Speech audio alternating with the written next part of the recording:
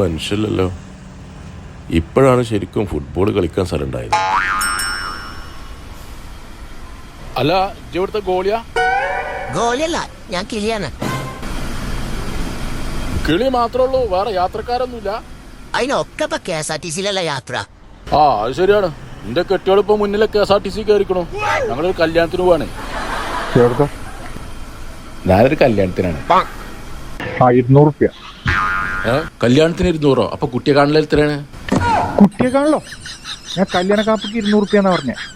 ഞങ്ങള് താഴെക്കോട്ട് കാണും. കേറിയാലും ചാമ്പ് കാണില്ലേ?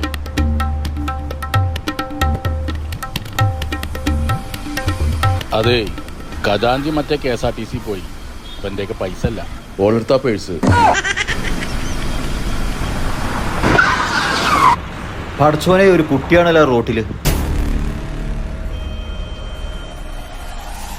എന്താ ഇപ്പൊ നമ്മുടെ നാടിന്റെ കഥ? റോട്ടിലാ പ്രസവിച്ചു വെക്കണേ.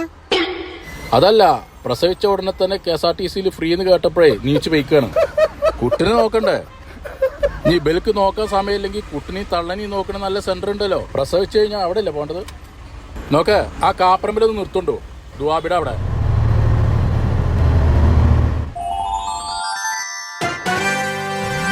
ഇതാണ് ദുവാബി പോസ്റ്റ്നാറ്റൽ കെയർ. പ്രസവശേഷമുള്ള പരിചരണത്തിന് ഇനി ടെൻഷൻ വേണ്ട.